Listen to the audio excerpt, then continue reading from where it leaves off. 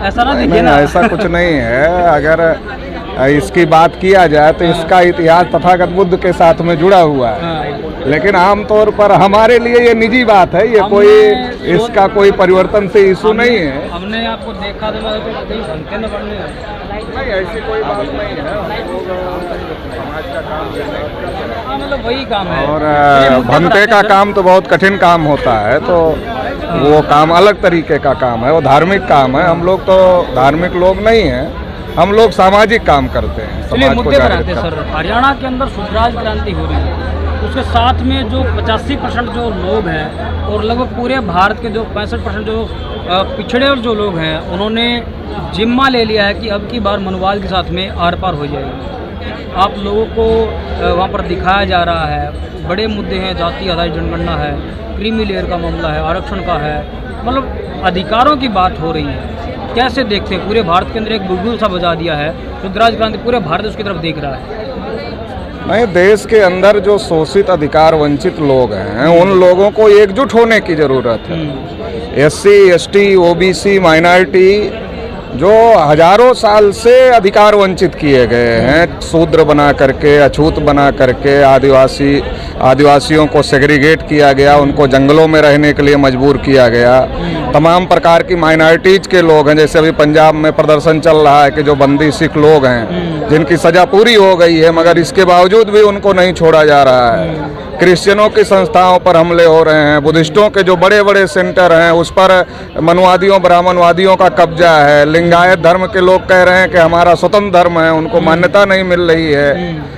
मराठा आरक्षण के लिए आंदोलन कर रहे हैं, जाट आरक्षण के लिए आंदोलन कर रहे हैं, गुर्जर आरक्षण के लिए आंदोलन कर रहे हैं। तो देश में एक बहुत बड़ी तादाद है जो अधिकार वंचित समूह है, और जो राजपूत लोग हैं उनकी भी कोई भागीदारी नहीं है शासन प्रशासन में। तो लगभग अगर इसका आंकड़ा निकाला जाए तो मुझे ऐसा लगता है कि 97% के आसपास ये आंकड़ा जाएगा कि देश में जो अधिकार वंचित लोग हैं, और इस अधिकार वंचित करने के बेस में जो है आधार जो है वो आधार जाति व्यवस्था और वर्ण व्यवस्था है। जाति व्यवस्था और वर्ण व्यवस्था जिन लोगों ने बनाई, उन लोगों ने अपने को ऊपर रखा और बाकी सबको नीचे रखा। जैसे सीढ़ी होती है घर के ऊपर चढ़ने वाली, तो सीढ़ी के ऊपर छत पर वो अकेला ही खड़ा है 3.5% का ब्राह्मण, उसके नीचे सबको रखा हुआ है, लेकिन सबको ये कहता है तुम अपने से नीचे की तरफ देखो, ऊपर की तरफ मत देखो।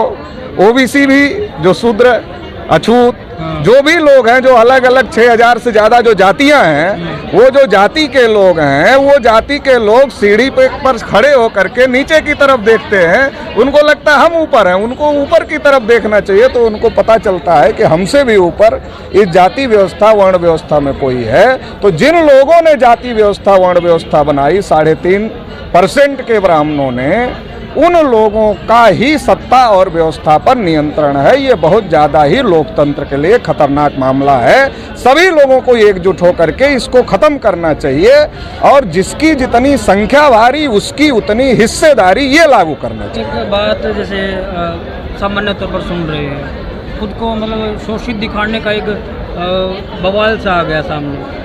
एक अजीब सा नहीं लगता कि 85% लोग बोल रहे हैं कि हम लोग हमारा शोषण किया गया है, तो कमी कहाँ पर देखेंगे? नहीं, हजारों साल से जो समाज व्यवस्था बनाई गई, उस समाज व्यवस्था में आपने किसी को शूद्र बनाया, किसी को अछूत बनाया, किसी को जंगलों में रहने के लिए मजबूर किया, किसी को घूम करके मांग कर खाने के लिए आया, घूम फिर करके कोई काम करके घुमंतु बना दिया आपने। तो जो इस प्रकार का ये बनाने का जो समाज व्यवस्था हजारों साल से रही, और जिन लोगों का समाज व्यवस्था पर कब्जा रहा, उसका ये रिजल्ट है। और आज़ादी के 75 साल में ये खत्म हो जाना चाहिए था, क्योंकि इक्वलिटी बिफोर लॉ संविधान निर्माताओं ने संविधान में लिखा, और केवल इक्वलिटी बिफोर लॉ ही नहीं लिखा, बल्कि जो लोग बैकवर्ड हो गए थे जाति व्यवस्था वर्ण व्यवस्था समाज व्यवस्था की वजह से, उनको स्पेशल ट्रीटमेंट की व्यवस्था दिया, उनको तमाम प्रकार का रिजर्वेशन दिया, तमाम प्रकार की सुविधाएं दिया कि वो मुख्य धारा में आ जाएं। मगर आज़ादी के 75 साल में अगर आप देखेंगे तो नरेंद्र मोदी को छोड़ दिया जाए तो देश में एक भी 52% वाला ओबीसी का प्रधानमंत्री नहीं बना, और नरेंद्र मोदी बने नहीं बनाए गए, इसलिए सारे फैसले बनाने वाले लोग ले रहे हैं तो ओबीसी के विरोध में ले रहे हैं। इसके अलावा 5 साल के लिए एक भी ओबीसी का प्रधानमंत्री देश में नहीं बना। अगर 5 साल के लिए 52% ओबीसी का प्रधानमंत्री नहीं बना तो एससी का तो एक भी नहीं बना, एसटी का तो एक भी नहीं बना, माइनॉरिटी का नहीं बना। मनमोहन सिंह को छोड़ दिया जाए तो उनके भी फैसले दूसरे ही लेते थे। तो सवाल ये है कि जो 97% पॉपुलेशन है देश की, उसका 5 साल के लिए प्रधानमंत्री ही नहीं बना, जो शोषित वंचित समूह का है, जिनके बाप दादा, जिनके पूर्वजों ने जाति व्यवस्था, वर्ण व्यवस्था बनाकर अपना वर्चस्व कायम किया। आज़ादी के 75 साल के लोकतंत्र में भी उन्हीं लोगों का वर्चस्व कायम है, और वो वर्चस्व कायम होने की वजह से ये शोषण चल ही रहा है लगातार, ये बंद नहीं हुआ है। आप जाओ अलग अलग संस्थानों में देखो कितने हैं एससी एसटी ओबीसी के लोग। एससी एसटी ओबीसी का छोड़ो, मराठा कितने हैं, जाट कितने हैं, गुजर कितने हैं, राजपूत कितने हैं। तो ये 3.5% के ब्राह्मणों ने देश में हर जगह कब्जा किया है। तो उनको ऐसा लगता है कि जाति व्यवस्था, वर्ण व्यवस्था की वजह से हम समाज व्यवस्था में ऊपर हैं, तो राज व्यवस्था में भी हमें ऊपर रहना चाहिए। तो अगर सारे वंचित समूह के लोग इस बात को तय करते हैं और एकजुट होते हैं तो इसमें परिवर्तन किया जा सकता है, क्योंकि लोकतंत्र में तो संख्या का महत्व है। परिवर्तन किया जा सकता है इसमें। आपने अभी भी बताया है जैसे कि देने वाले लोग हैं, तो आपने एक बात देखी होगी कि जब जाट आरक्षण मांगने के लिए गए, मराठा गए, मीणा गए, बहुत सारे लोग गए, और भील गए, गुजर गए, वो मर गए। तो सुप्रीम कोर्ट ने ये बोल दिया कि जो इसकी जो एक क्राइटेरिया है 50% नहीं दे सकते। जैसे ही वो ब्राह्मण वहाँ पर जाते हैं, उसको ईडब्ल्यूएस रिजर्वेशन कहा जाता है, तो वो एक जो लिमिट थी वो तोड़ दी जाती है। इसको कैसे देखते हैं? भारत का शासक वर्ग कौन है इससे प्रमाणित हो रहा ना। हम ओबीसी के लोग 92 में 52% को 27% मिला, तो हम ओबीसी के लोग ये कह रहे थे कि हमें 52% मिलना चाहिए, तो कह रहे थे 50% से ज़्यादा नहीं हो सकता। मराठा मांगते तो कहते 50% से ज़्यादा नहीं होगा, जाट मांगते तो कहते 50% से नहीं होगा, गुजर राजस्थान के मांगते तो कहते 50% से ज़्यादा नहीं होगा। लेकिन उनके लिए 50% की सीमा कहाँ चली गई? उनके लिए तो 50% की सीमा रेखा नहीं है। तो इससे ये बात साबित होती है कि भारत में किसका राज चल रहा है, किसका निजाम चल रहा है। वो कहते मुसलमानों से डर है, मुसलमानों से डर है, मुसलमानों से डर है। मुसलमान रोक रहे हैं हमारे अधिकारों को। एक भी मुसलमान हमारी जाति जनगणना के विरोध में नहीं है, एक भी मुसलमान इसके विरोध में नहीं, मराठा को, जाट को, गुजर को रिजर्वेशन नहीं मिलना चाहिए। एक भी मुसलमान इस बात के विरोध में नहीं है कि जो है सबको जिसकी जितनी संख्या है उतना हक मिलना चाहिए। इसका विरोध कौन कर रहा है? जाति आधारित जनगणना का सबसे ज्यादा विरोध कौन कर रहा है? 3.5% के ब्राह्मण कर रहे हैं। और वो क्यों कर रहे हैं? क्योंकि उनको पता है कि इन सबको बेवकूफ बनाकर हम वोट ले रहे हैं, हम अपनी सरकार बना रहे हैं। तो अगर जाति जनगणना होगी तो सारी पोल पट्टी खुल जाएगी। तो जाट के अपोजिट जो जाट का मामला चलता है, मराठा के अपोजिट जो मामला चलता है, गुजर के अपोजिट जो मामला चलता है, ओबीसी के अपोजिट जो मामला चलता है, या एससी की किसी जाति के अपोजिट जो मामला चलता है, ये बंद हो जाएगा। क्योंकि आंकड़े आ जाएंगे, किसी ने किसी का हिस्सा नहीं खाया, सबका हिस्सा ब्राह्मणों ने खाया। ये आंकड़े का आने का डर है, और इसकी वजह से वो जाति जनगणना नहीं करना चाहते हैं। प्रत्यक्ष को प्रमाण की जरूरत नहीं होती, इसलिए प्रमाण आगे आने ही देना चाहिए। जाति आधारित जनगणना देश में सबसे ज्यादा जरूरी है। हम ये कहना चाहते हैं, आज़ादी के 75 साल हो गए, अब तो भागवत जी ने भी मान लिया जाति हमारे बाप दादा ने बनाई है। तो जाति बनाई है, जाति भारत की सच्चाई है, तो गिनती करो ना। 75 साल की आजादी, अमृतोत्सव मना रहे हो, ऊपर से बोल रहे हैं कि गलती मानने में कोई बुराई नहीं है। अमृतोत्सव मना रहे हो, वो तो इसलिए कि हमारे लोग उनके झांसे में एक बार फिर फंस जाए। हमारे लोग उनके झांसे में इस बार फिर फंस जाएं कि नहीं, मोहन भागवत का दिल बदल गया है, और अब की फंस गए तो अब की सारा सत्यानाश कर देंगे। तो ये षड्यंत्र है, ये षड्यंत्र हमारे लोगों को समझना चाहिए। हमारा ये कहना 75 साल हो गया ना, अमृतोत्सव मना रहे हैं, तो कितना अमृत किसको मिला इसका पता कैसे चलेगा? केवल अमृतोत्सव अमृतोत्सव अमृतोत्सव, अमृत काल चल रहा। अमृत काल में अरे हमको भी कोई अमृत मिला कि नहीं मिला, ये तो जाति जनगणना न बताएगी किसको कितना अमृत मिला। तो ये जाति जनगणना हो जाए, जिनका विकास हो गया उनको हम पीछे लाने के लिए नहीं कह रहे हैं।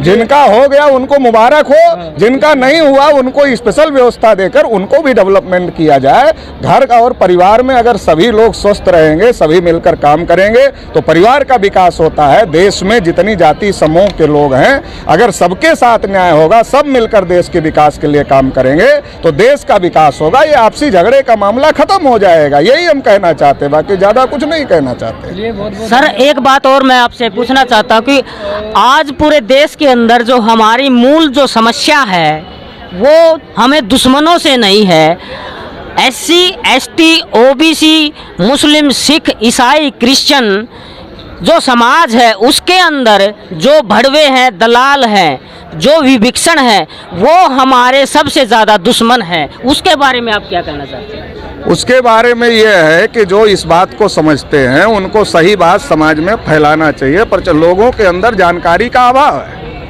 मीडिया जो है वो जानकारी देती नहीं है, तो जानकारी का साधन हमारे पास सोशल मीडिया है। ये अभी आप लोगों के ऊपर ये बड़ी जिम्मेदारी आ गई, कौन दलाल है कौन दलाल नहीं है, इसका समाज में पर्दाफाश करने का काम, ये जो जिम्मेदारी है ये आप लोगों के ऊपर बड़ी जिम्मेदारी आ गई। क्योंकि हम लोग तो काम कर ही रहे हैं, लेकिन आप लोग मीडिया हैं, आप लोग थर्ड पार्टी है, हम लोग तो काम कर ही रहे हैं। अब आप लोगों को ये समझाना है, बताना है कि भाई ये सही काम कर रहा है और ये गलत काम कर रहा है। तो ये काम करना, अभी चूंकि सोशल मीडिया का ज़माना है तो अभी सोशल मीडिया में इस बात को अगर आप लोग करते हैं तो इससे क्लियर जनता को किया जा सकता है। क्योंकि लोग अभी टीवी देखना बंद कर दिए हैं, चैनल देखना लोग बंद कर दिए हैं और सोशल मीडिया लोग ज़्यादा देख रहे हैं। तो इसलिए हमारा तो आप लोगों से अनुरोध है, हम लोग तो अपने लेवल पर कह ही रहे हैं और कर ही रहे हैं, उसके लिए हम लोग नीचे लेवल तक संगठन बना रहे हैं, रूट लेवल तक, कि हमारी सही बात लोगों तक पहुँचे। लेकिन आज बड़ा रोल सोशल मीडिया का है, तो हम आप लोगों से अनुरोध करेंगे कि जो सही है वो दिखाया जाए। प्राण तक न्यूज़ चैनल देखने वाले सभी दर्शकों को आदाब, सत श्री अकाल, नमस्कार। साथियों ये जो वीडियो है इसको शेयर करें, लाइक करें, कमेंट करें, क्योंकि ये मूल निवासियों के स्वतंत्रता आज़ादी का आंदोलन है और इस आज़ादी के आंदोलन में अपना हक अधिकार के लिए यदि आप इस वीडियो को शेयर भी करते हैं तो आप बहुजन समाज, मूल निवासी समाज का एक कार्यकर्ता के तौर पर काम करते हैं। सभी भारत के मूल निवासियों को जय भीम, जय भारत, जय मूल्य।